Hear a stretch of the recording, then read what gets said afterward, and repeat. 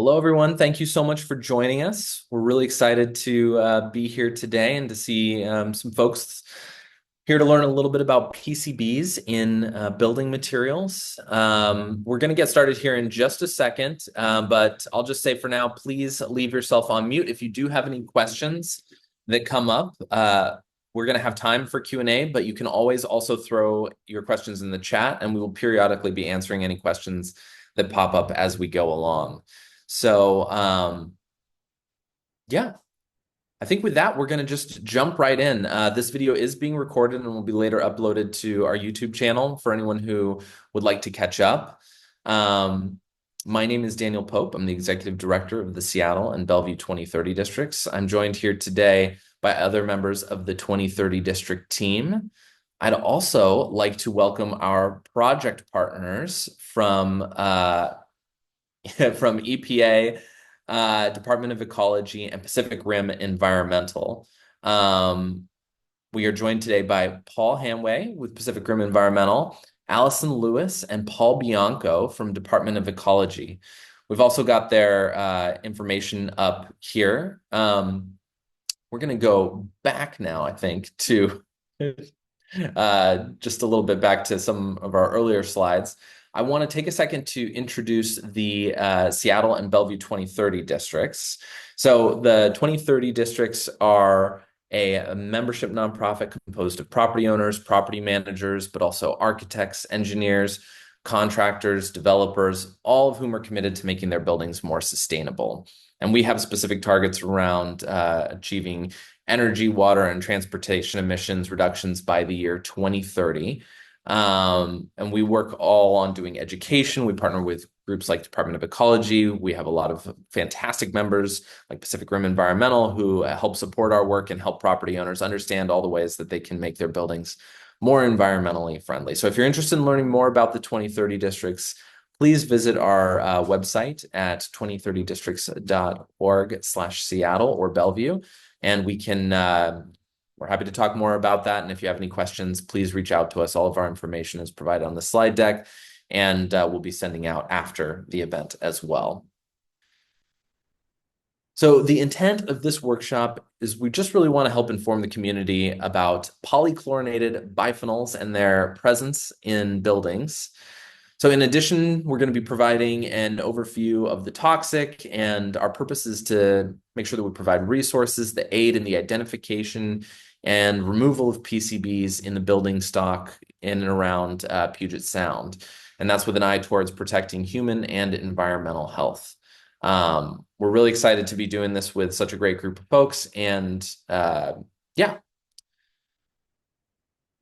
So our agenda today, we're going to begin by providing an outline of the webinar. We'll begin with the basics of PCBs to ensure that we are all on the same page before we dive into the regulations that are at play. And then we'll move on to discuss how we go about identification and removal, and then give an overview of the resources that are available, many of which were developed in partnership with Department of Ecology and Pacific Rim Environmental. And finally, we'll conclude with a Q&A session. So if you do have any questions, again, please throw them in the chat, or we can hang on to questions until the end, where we will all be sticking around to answer as many questions as we can. I also wanted to let you know that today's session is eligible for continuing education credits through AIA or USGBC. After the event, if you would like to get credit for attending and get those continuing education credits, please reach out to us. We'll have our email at the end that everyone can send us your education, your AIA or USGBC number and your email, and we can make sure that you get credits for attending. All right. Well, with that, we're going to jump straight into the 101 on PCBs. Now, if you're attending this, you're probably at least superficially aware of what PCBs are. And I know that a lot of you probably have a more than superficial understanding of PCBs. But for those who may be coming to this for the first time or are just learning about polychlorinated biphenyls, then this is for you. So PCBs are a class of synthetic chemical that are not found naturally in the environment. There are about 209 different compounds within the class, and they're commonly known as Aurochlor, which is their trade name when they were originally developed by Monsanto. They were originally manufactured for a variety of purposes and used in some common building materials that we will cover a little later in the presentation. So while the manufacture of PCBs was banned in 1979, they can still be found in buildings built or went through a major renovation before or around that time. So when we're looking at buildings that PCBs might be present in, we're really looking at buildings that were constructed or renovated between 1980, before 1980, but also buildings that were constructed or renovated between 1980 and 1989 are also at risk of containing PCBs. Although we think that the risk is probably lower if they were built during that period. The ban was on the manufacturing of PCBs rather than the use of PCB containing materials. So contractors were still using PCB containing materials even after the production of PCBs had already been prohibited. So PCB containing building materials can pose some serious health risks, but they also contaminate stormwater. They can contaminate soils, sediment, and can even impact indoor air quality. They're a persistent, bioaccumulative, and toxic chemicals. As you can see here, that's what that means. All right, so being a bioaccumulative chemical, I think I'm back a slide, actually. That's okay, great. So being a bioaccumulative chemical means that they build up over time in people and in animals through consistent exposure, becoming more concentrated in organisms at the top of the food chain, like orcas or large predatory fish. So PCBs really impact salmon populations, southern resident killer whales, and also the sediments and organisms in Washington's lakes, rivers, estuaries, you name it. They also take a long time to break down, so they remain in the environment as well as in living organisms for extended periods of time. The presence of this toxic chemical means that they cause damage to the environment and living organisms. So everything is basically being impacted by PCBs. So what are the health impacts of PCBs? Well, for both human and animal populations, PCBs have toxic effects on the immune, reproductive, nervous, endocrine systems. They can cause cancer in animals and are likely to cause cancer in people. Even low concentrations of PCBs in water can impact aquatic life and human health. They're considered to be one of the most significant toxic chemicals in the Puget Sound. And I think at last check, there's no salmon population in the Puget Sound that has safe levels of PCBs in them for human consumption. So it's a big, big problem. And it's part of the reason that we're trying to address this today. So there are numerous routes and sources of exposure. Diet is the primary exposure route for humans. This may look like consuming seafood that's contaminated by PCBs or that found their way into our waters. Sources of PCBs can also include conducting workplace repairs and maintenance on items containing PCBs, their improper removal, contact with old appliances or old electrical equipment. This is not an exhaustive list of the exposure sources, but they are some of the common ones to look out for.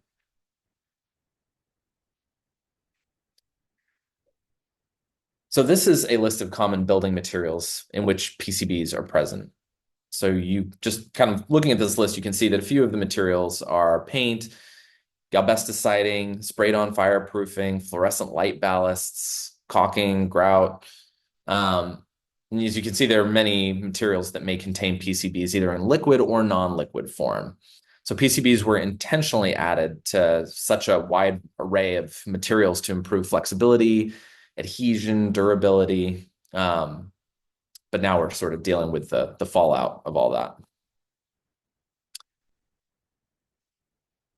So when PCBs are present in exterior building materials, natural processes like weather or human actions like power washing the side of a building can cause the entrance of PCBs into the environment. So it's important to be conscious of these pathways to prevent them from allowing PCBs to get into our wastewater and stormwater. So different pathways are like building maintenance. PCBs can accumulate in debris, in the indoor air quality, and again, in that stormwater as rain is hitting the exterior of the building. Precipitation and pressure washing, they move PCBs from building materials, surface soils, and air into the stormwater and then out into the Puget Sound. But construction debris that is disturbed may release PCBs. PCBs in air can circulate, contaminating other materials and affect indoor air quality. And once it enters the stormwater, it of course impacts our aquatic life and the sediment in our marine system.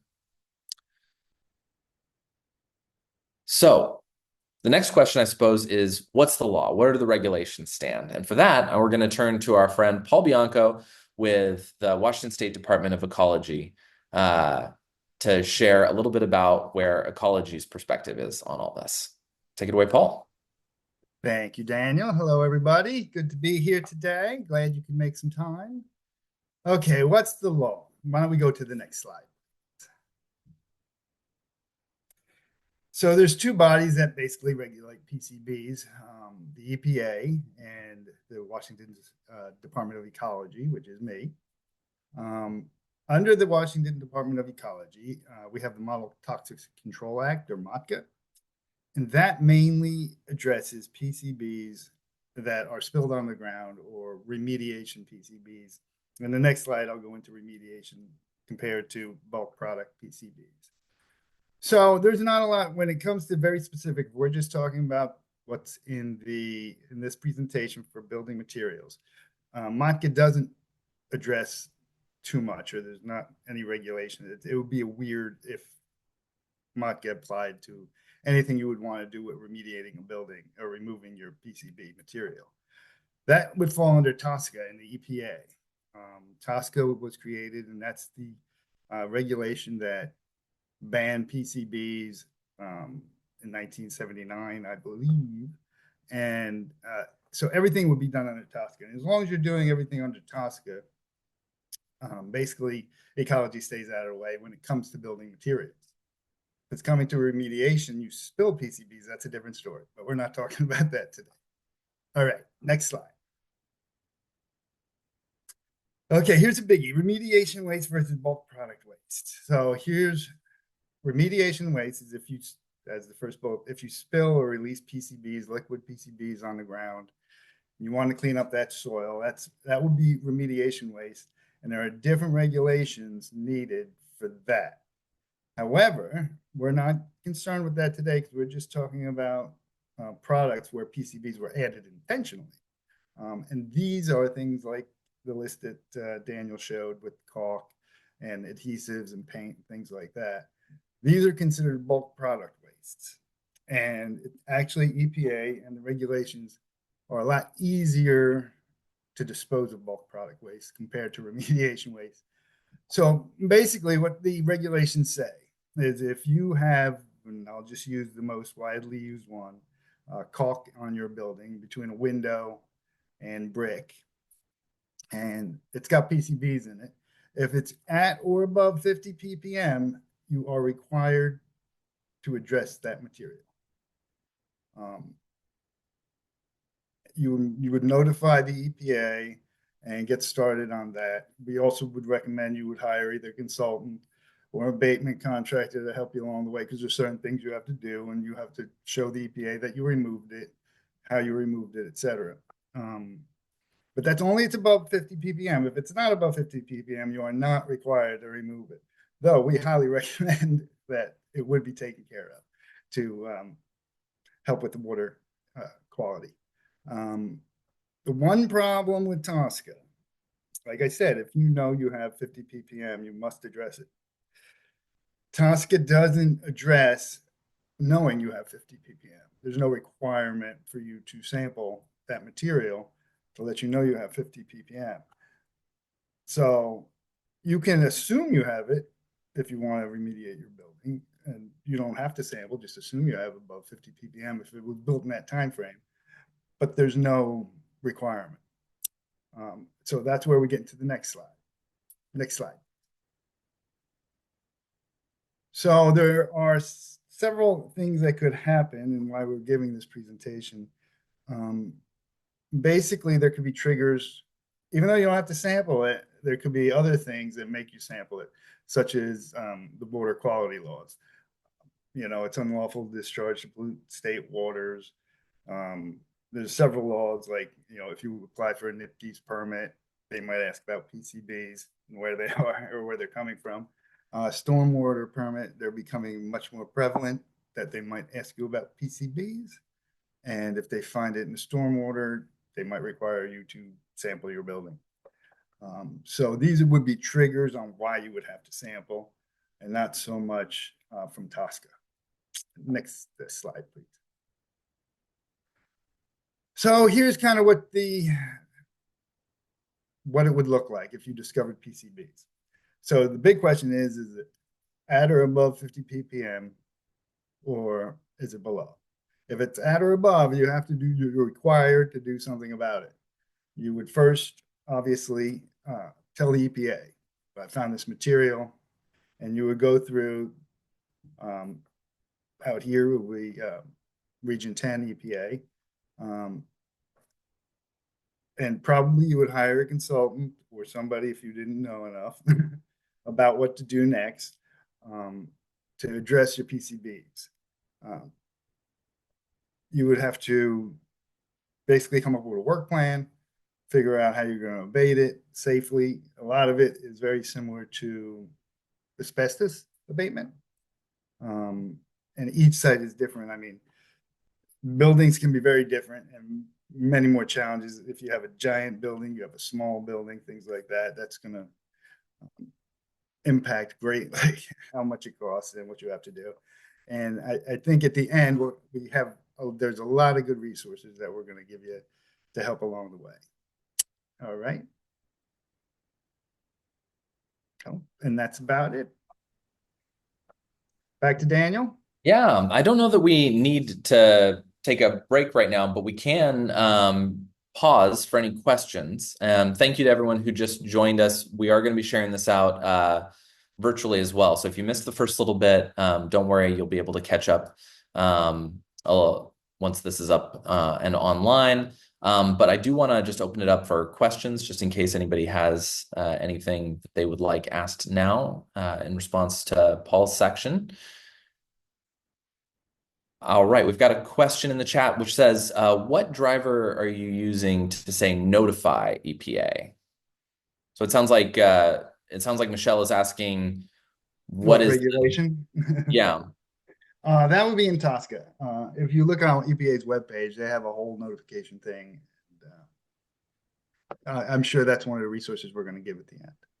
Yeah. I think the regulation would be, and I could be mistaken, would be 40 CFR 761/62, I think. Is that correct, Paul? Hanway, do you remember? Right. Yeah, I think that's correct.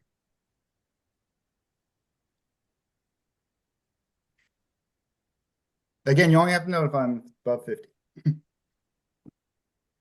Fantastic. We'll keep throwing any questions that come up in the chat. We will have periodic moments to pause and get those answered. But for now, I think we're going to keep on cruising and get into the next section here, which is going to be a case study example from our friends at Pacific Rim Environmental. So take it away, Paul and Allison. And it'll be Paul that's going to take it away. So can we go to the next slide?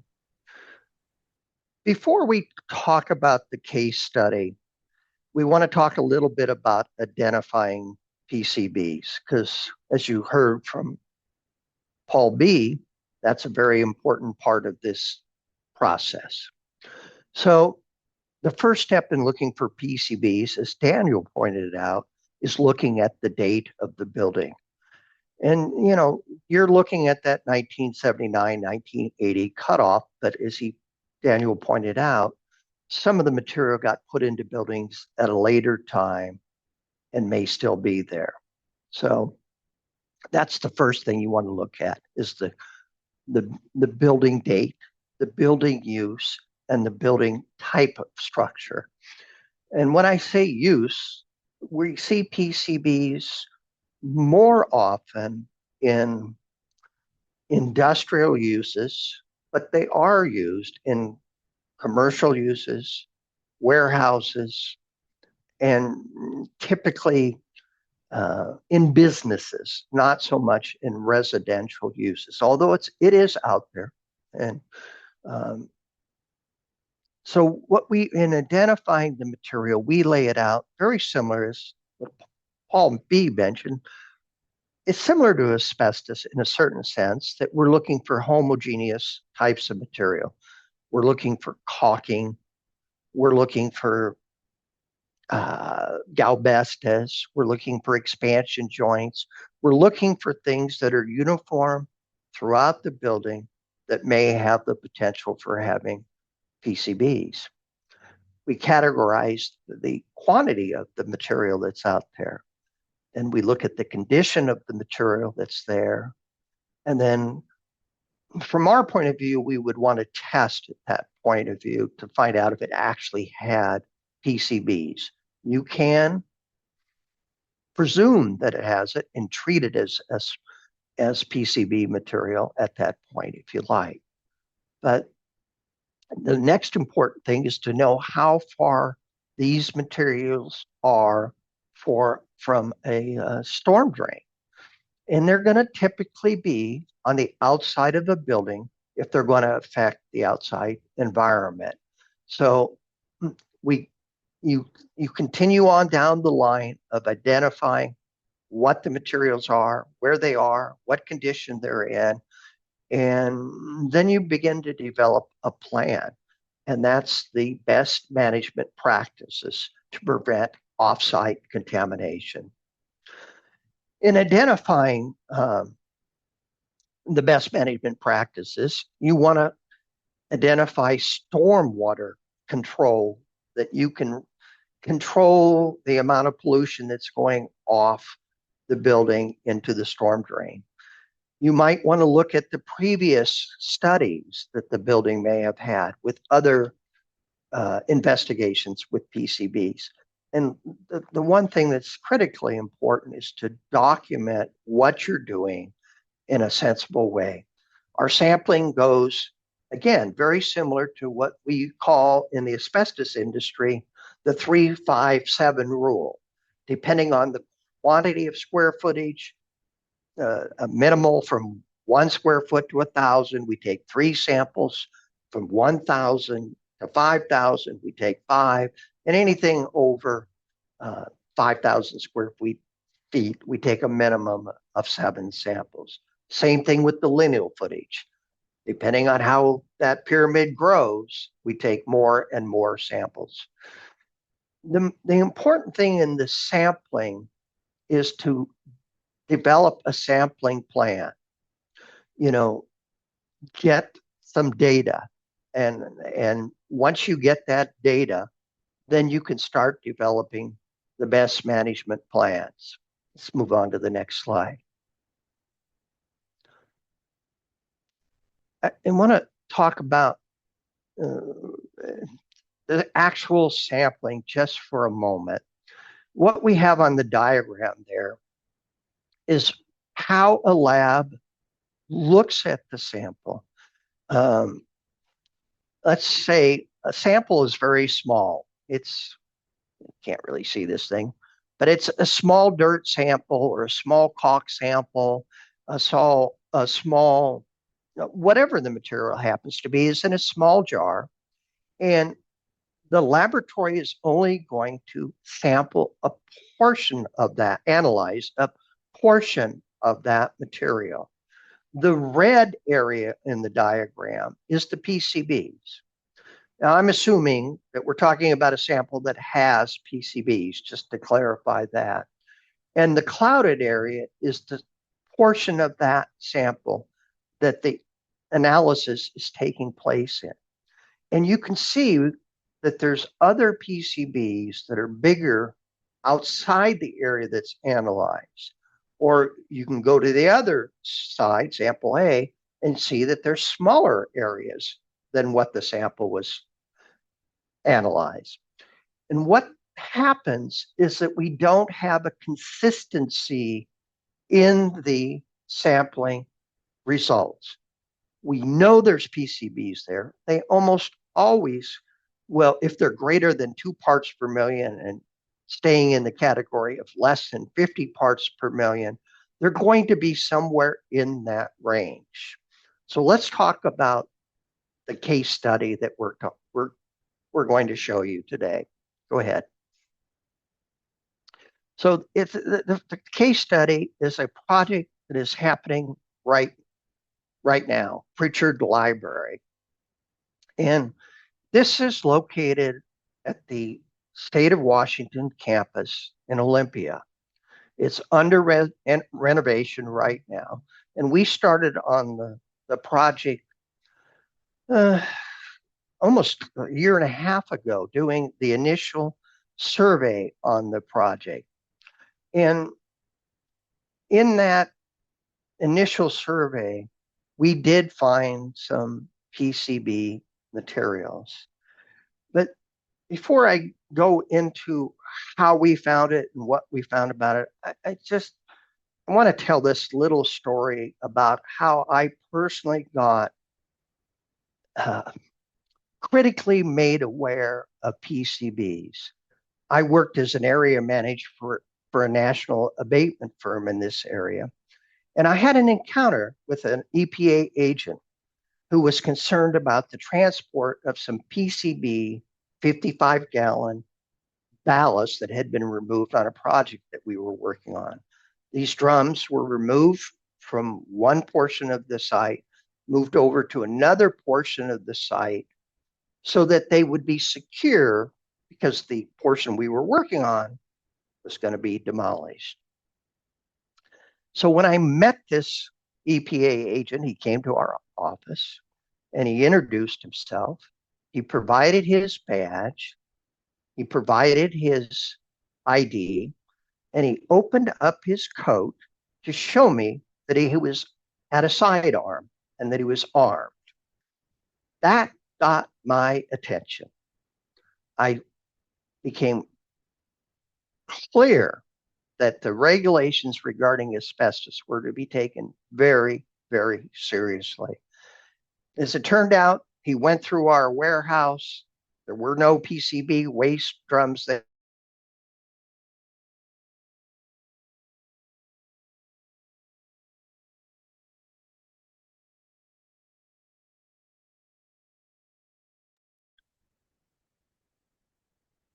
It looks like we've had a little hiccup with some of our internet services. Paul Bianco, are you still with us? I am here. Okay, great. So it looks like it might So just be in Pacific I think Rim. it's a, yeah. Yeah. Well, we've been having some intermittent internet issues out here in the King County area as a result of the weather that's been coming through. Paul and Allison will probably be back on in just a second to continue to share a little bit more about Pritchard Library. So for now, what I think we probably ought to do is just open it up to see if there's any questions before we take a quick pause here and see if anybody else has anything that has come up as a result of any of what we've been discussing so far. I'm still receiving. Oh, okay. Jeff is here. I don't know if Allison is. Sorry, Daniel. I forgot I took it off mute. No, that's all right. Working diligently to see why the conference room is off right now. So Well, Let's just see. Well, yep, and I do have video, so Great. we will find out. I'll just make one clarification on Paul's story. It was he mentioned the ACM regulations, the asbestos regulations, but obviously the officer was talking about PCBs. So anyway, it's kind of a funny story that he likes to tell, how serious regulators can be when they're doing their job. And it appears they are back up and running. There's Mr. Hanway right there, and he'll have to unmute. There he is. Paul, we've got you. Can you hear us?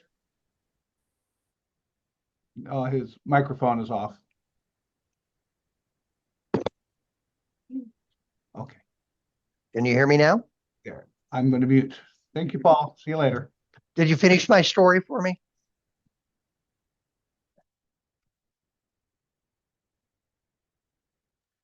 No, I let you. You can finish it, Paul. Okay. I'm sorry I froze. Anyway, I'll cut short on this story. Yeah, he showed me his badge, and he showed me his ID, and he showed me his gun. Is my point, and that got my attention. And so I take PCBs seriously from now on. Let's go to the next slide and start talking about how this project developed. In the initial survey that we did for this building, the building was occupied. This building houses the administrative codes for the state of Washington. There's a lot of workers within this building, and they did not move out into the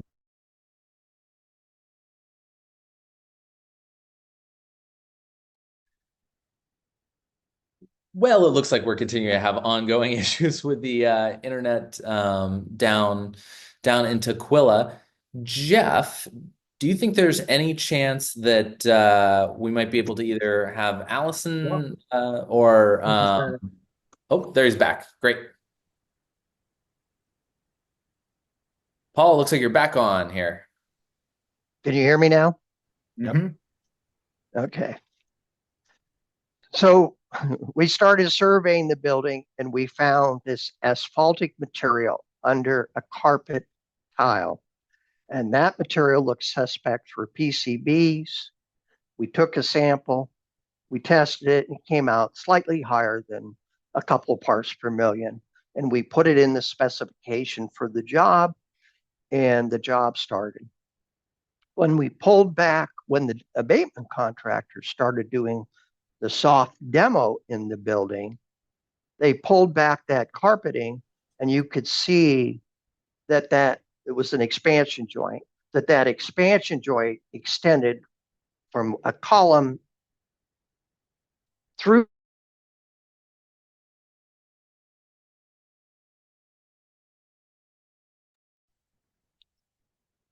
Hey, Daniel, I'll take over for Paul if that's easier.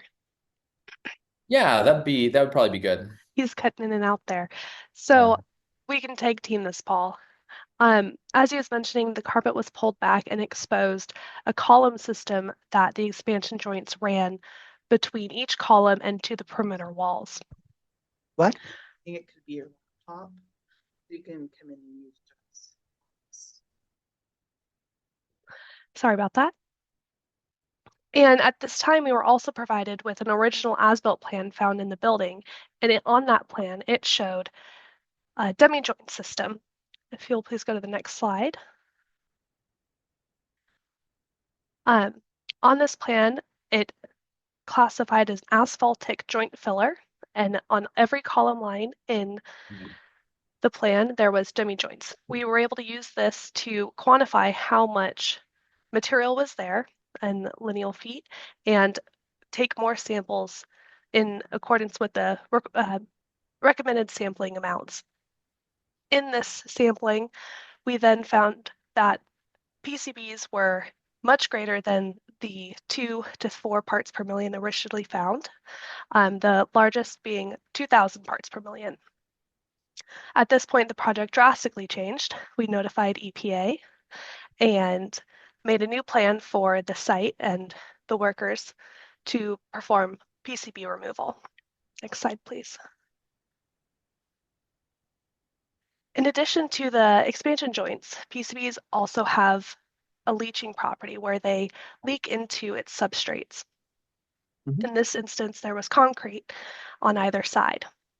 To test the concrete to ensure the saw cutting method that was determined to remove the expansion joints, that the concrete was not contaminated, we took coring samples from 2 inches and 4 inches width from the joint and sampled that for PCBs.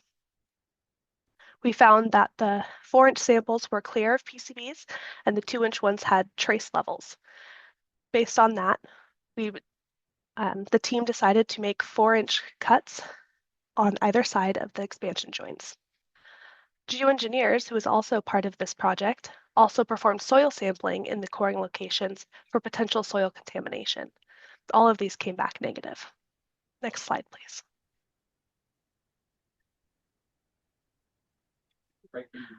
Removal process has multiple steps.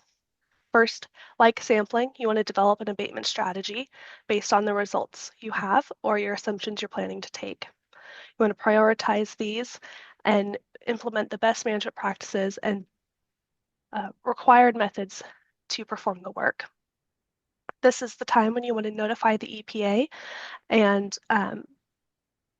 either receive approval or acceptance of your chosen work methods and your disposal. Next, you'll conduct the removal and abatement. You'll contain the waste and immediately transport it to a designated storing area. And EPA will have determined that your disposal methods are correct. Allison, Next. can you hear You me? ready, Paul? Yeah, I'm ready. Yeah, you're back. Great. Thank you. So let me tell you what the abatement contractor, how we worked this out with the abatement contractor and the general contractor that was on the job, and to stay in compliance with the regulations. We expanded, like Allison said, we expanded our specification to take into effect the new parameters of the PCBs. And we made that decision since the concrete wasn't leaching into the concrete, that they would saw cut along that perimeter. What the main obstacle that we had was that there was a lot of soft demolition that had to occur in this area. And we made the decision, along with the abatement contractor and the general contractor, that soft demolition not be done by mechanical means, but that it be removed by manual methods to get down so you didn't disturb the PCBs, which were crisscrossed everywhere within that slab. And we didn't want the other debris to become contaminated with the PCB materials. The contractor sealed the joint lines, labeled the joint lines so that other trades within the building, when they came into that area, that they knew that there was PCBs there and not to disturb them. They eventually they divided the building up into quads, built containment, provided new air filtration, and separated the area from the other areas so that they could do the saw cutting and then the PCB removal, which they put into mega boxes. And then they would take those mega boxes and move them over to a clean storage area waiting for disposal.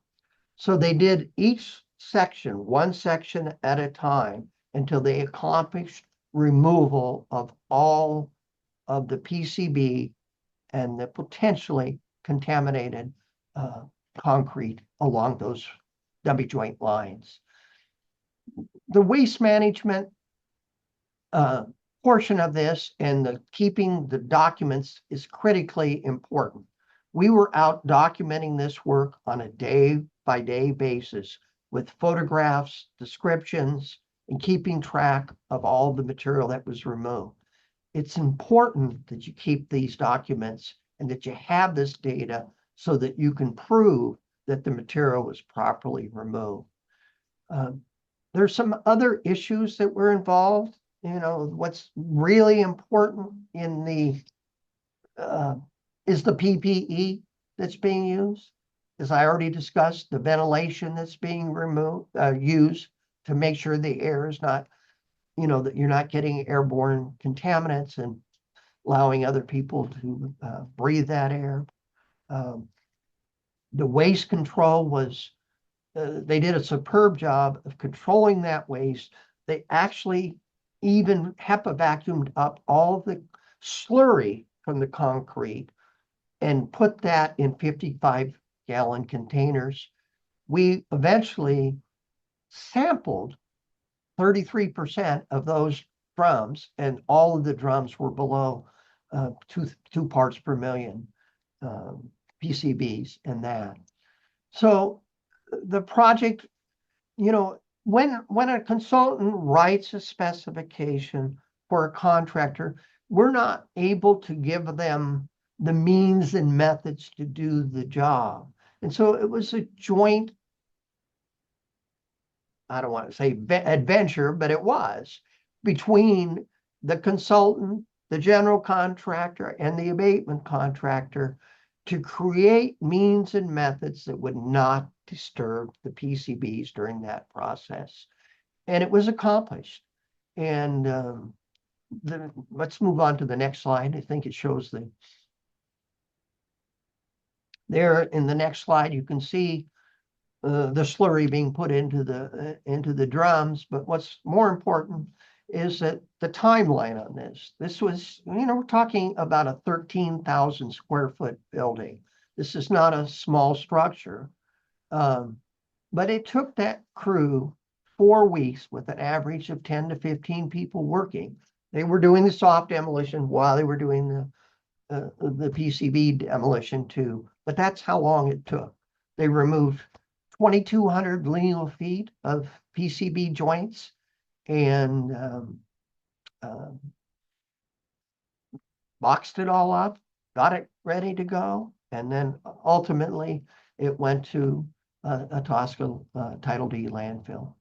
And it turned out to be, we can go to the next slide, you can see where it, with the, that's the end product that was done. The expansion joints were removed, the concrete was cut, the area was cleaned, and the air monitoring was documented, the waste was documented, and now the general contractor could go back into that area and start the renovation of that project. So that's how it worked. Any questions? Let's go to the next slide.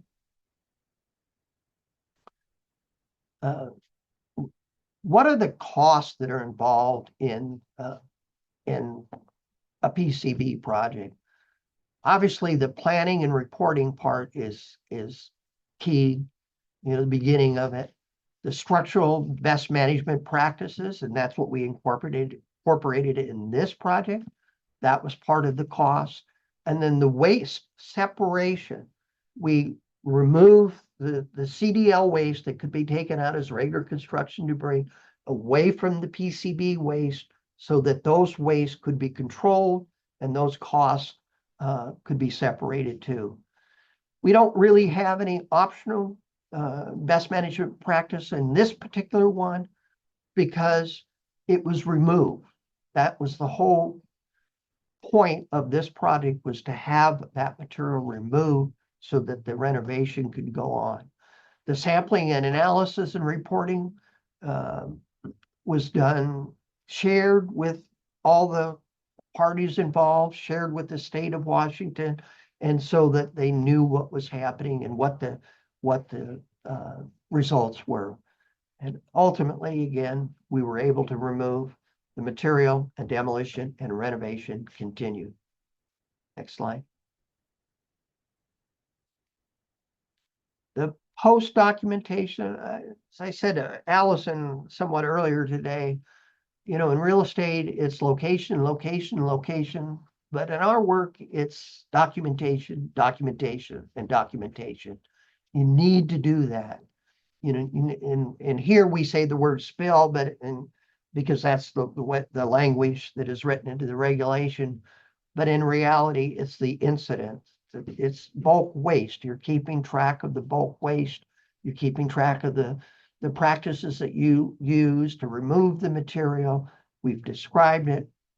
We've documented it.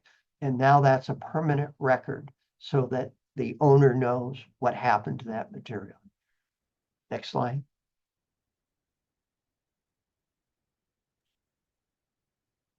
Thank you so much, Paul and Allison, for the case study. I think that, Pritchard's a really interesting project, and this really encapsulates what it's like to go through the experience of doing a PCB remediation project. And it's pretty fantastic that we have one that's still ongoing that we can point to as a part of this. At this point, we'd like to start to pivot towards some of the resources that are available just to help people as they're navigating PCB remediation in their building. And Paul, I think, get to lead on this section as well. So let's dive. Back to Allison. Oh, Allison, sorry, Allison and Paul. Hi, everyone. Excuse me. Over the years, the Department of Ecology and EPA have made several guidance documents, questions and answer sheets, diagrams, and list of disposal companies and landfills to make handling projects that involve PCBs easier and more manageable. In this section, we'll be discussing some of the specific resources that they provide and are readily available to you. Next slide. Up and another. This first document from the Department of Ecology, pictured here, will help you inventory and sample suspect PCB materials in your facility. It also provides steps for safe work practices for managing in place and for removal or abatement by certified contractors. If property owners or operators are not planning a renovation or demolition project and have concerns that there are manufactured PCB products that may be present in your building, you may wish to consider determining the presence of that.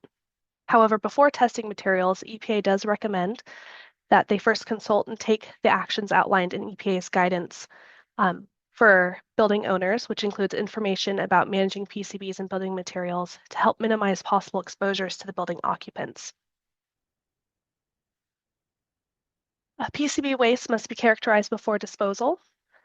Only dangerous waste transporters who have notified Ecology and registered with the Department of Transportation can move PCB waste off-site for disposal, and this waste must be properly contained and sent to an approved landfill. This can be done by hiring a notified waste transporter and/or a disposal specialist, and those resources can be found in this Dangerous Waste Guide by Ecology, as well as the disposal options and requirements on number 4. Recently, in 2023, the EPA released a new rule called Alternate PCB Extraction Methods and Amendments to PCB Cleanup and Disposal Regulations. This has provided some updates that allow for disposal of non-liquid PCB remediation waste, bulk product waste, at a RCRA Subtitle C landfill. This will help the costs and methods in disposal to lessen on the generators and expand beyond just a Tosca landfill or incinerator. Paul, you have anything to add for this one? No, I mean, we were very involved, obviously, in this guidance. I would say, one important thing that the guidance does provide, we understand you're not always going to remove the PCB material. So there's a lot of good information on what best management practices you could use in the interim. Most of the time you're just going to remove this material during a renovation or a demolition of a building. So in the meantime, to save, PCBs going to your stormwater, there are sections on how to, the best management practices where you could reduce your impact from the building. As well as, and I don't know if it's in upcoming slides, obviously we take the cost we're sensitive, and as a partner to this document, came up with the cost estimation spreadsheet, so you can kind of see order of magnitude what it's going to cost you in order to, depending on what kind of PCBs, where you got it, what material you have and disposal and things like that, it'll spit out a cost of around, based on last year's numbers. So that's also Yeah, included in the guidance. perfect. We'll be talking a little more about that as well. Next slide. As a driving force behind spreading awareness for PCBs is the damage it causes to our waterways, as we've mentioned, and the aquatic life and us as human beings. The protection of our stormwater systems from PCB runoff is one of ecology's main objectives. In 2024, they provided a stormwater management manual for Western Washington, and within this, there are many tools and information for all types of industries. The 4 highlighted here are sections that can be navigated to within the document's table of contents, and they may relate most to the work you could be involved in. Roof and building drains for manufacturing commercial buildings, washing and steam cleaning, best management practices for construction demolition, and best management practices for building repair, remodeling, painting, and construction. Next slide. This is the estimating tool that Paul mentioned. And actually 2022 now, it's been 2 years. PACRM worked with Ecology to help develop a cost estimate tool for abatement projects. This is an Excel tool that provides a framework with fillable fields where you can enter data to estimate your project's costs. This also could be a tool to determine if you want to perform this project prior to knowing if you have PCBs. Before using the Excel tool, I do recommend reading the How to Estimate Abatement Project Costs for PCBs document. This will explain how to use it and the limits and assumptions it takes into consideration. There are 5 tables. It starts with the different sorts of plans and reports that may be involved. It then goes to best management practices for stormwater protection and other sites needs. Goes into sampling, abatement, and disposal. And then all of that is totaled at the top for you. Next slide. As shown, there are many resources providing information on PCBs and explanations of the regulations surrounding them. PCBs can be a major issue. The EPA has dedicated a whole separate division to regulating them. However, they don't need to be scary or unmanageable to learn. There are numerous resources and educational tools available for all levels of professionals, from building owners to parents.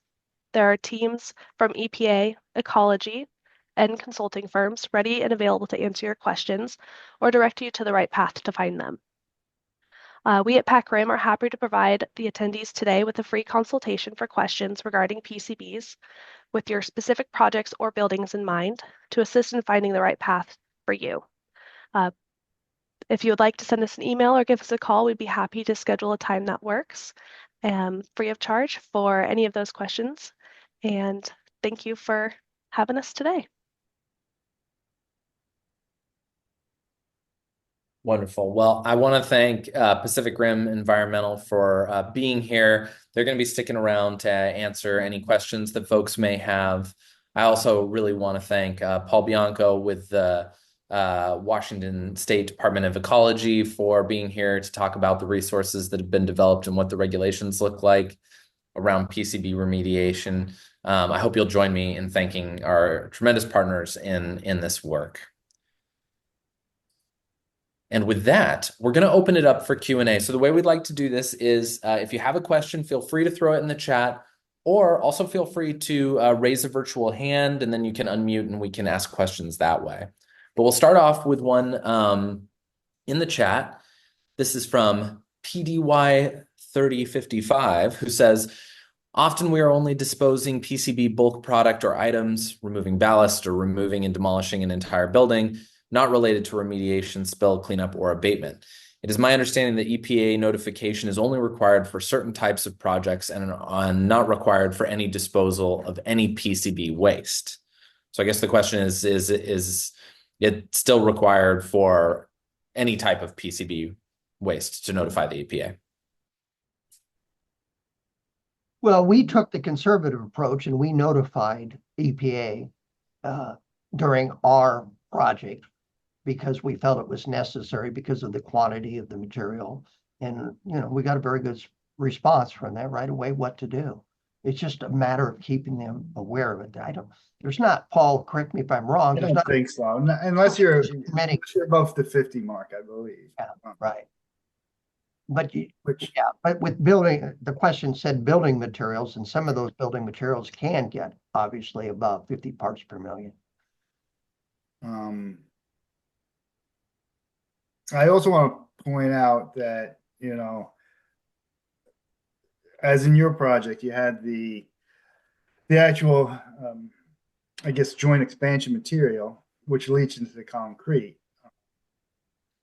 That all goes as bulk waste. You don't. It used to be where the concrete would go to remediation waste because the original material contaminated the concrete. Correct.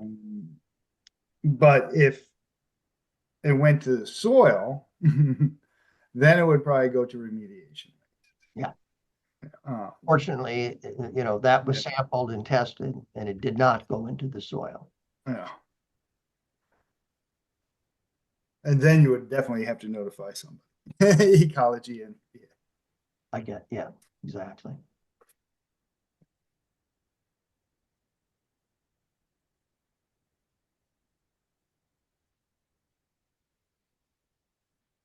Great. Thank you, Paul and Paul. Well, we've got plenty of time, so if anyone has any other questions, feel free to put them out there. I'll also just flag that we're going to be doing another one of these on December 4th. So if the webinar is not your thing and you are interested in seeing these folks in real life, I hope you'll be able to join us on December 4th at the Smart Building Center as we do a in-person discussion of PCB remediation. All right, we've got Jim Leamy from SPU Stormwater Program in the chat asking, what strategies would you recommend for ongoing outreach and creating rapport with parcel owners of known PCB contaminated buildings?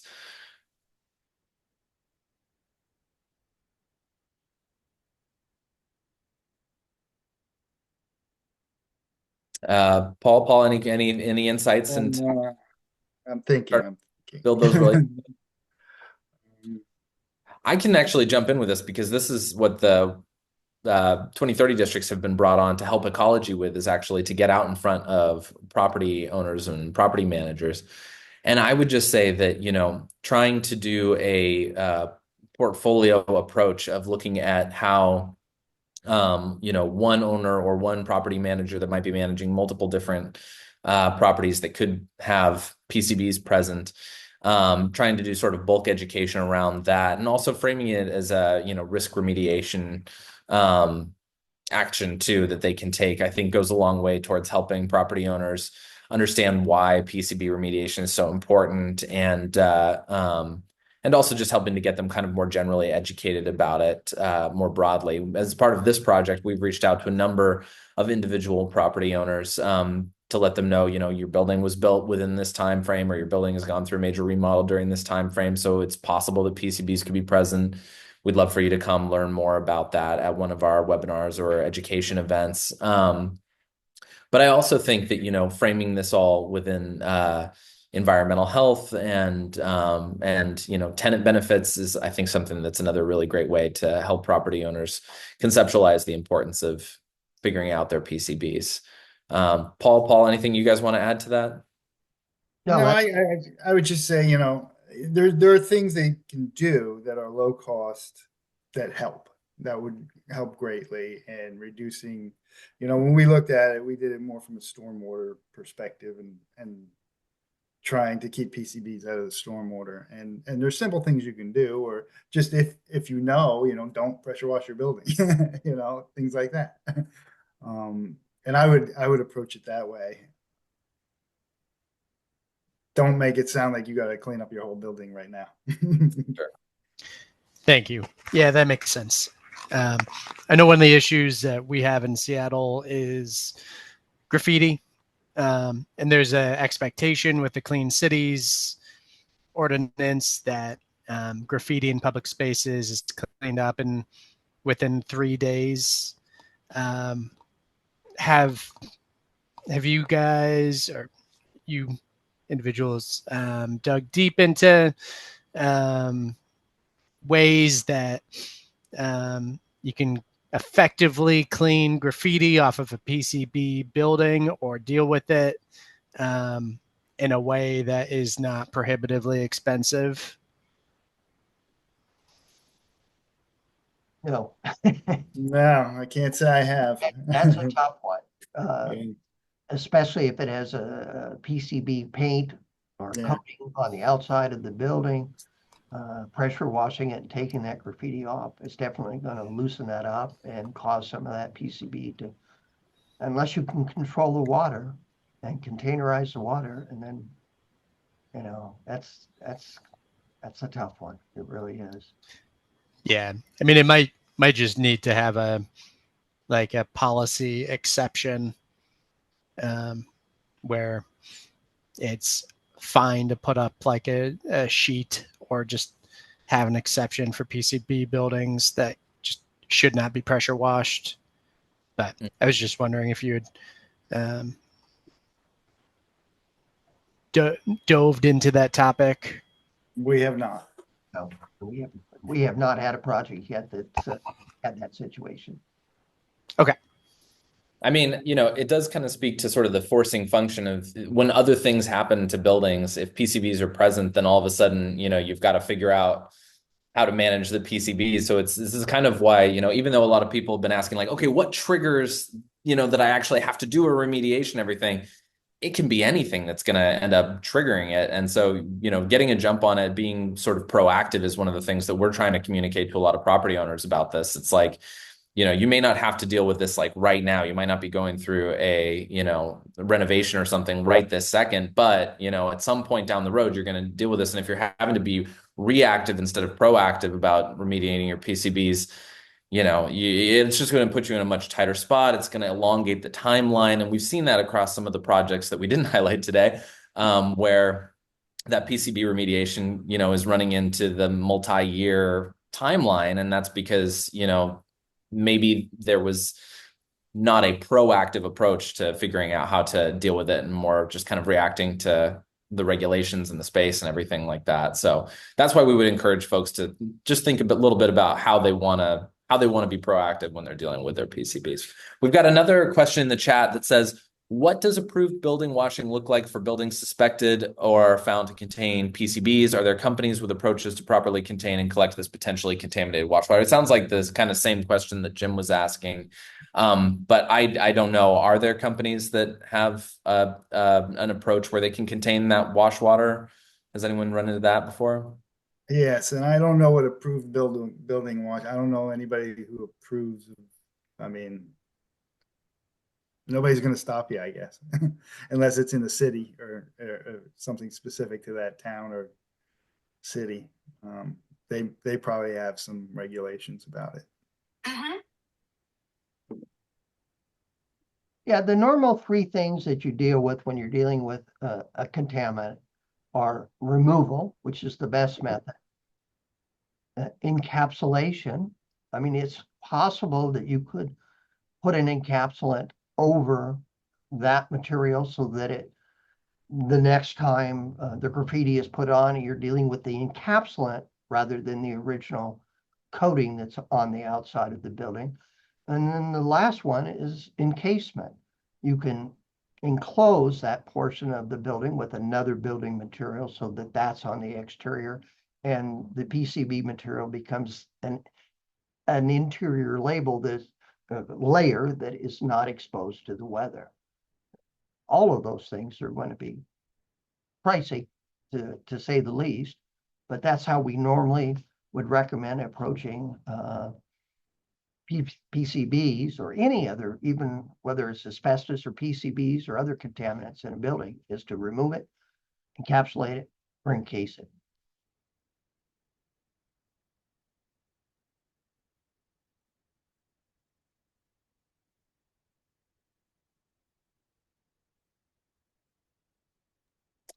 Great. Thank you so much. And Paul, just as a curiosity, is it painting over with a non-PCB paint a solution for buildings where the exterior has a PCB containing paint, just to kind of get back to Jim's graffiti question?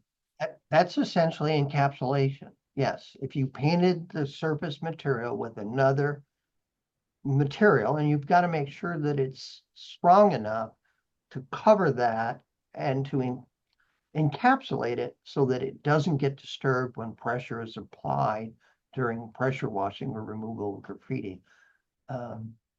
And so I'm sure there's a product out there that works. But And also it may need to be reapplied over time and things like that. So exactly. there's that expense. Have an O&M plan for it. Yeah.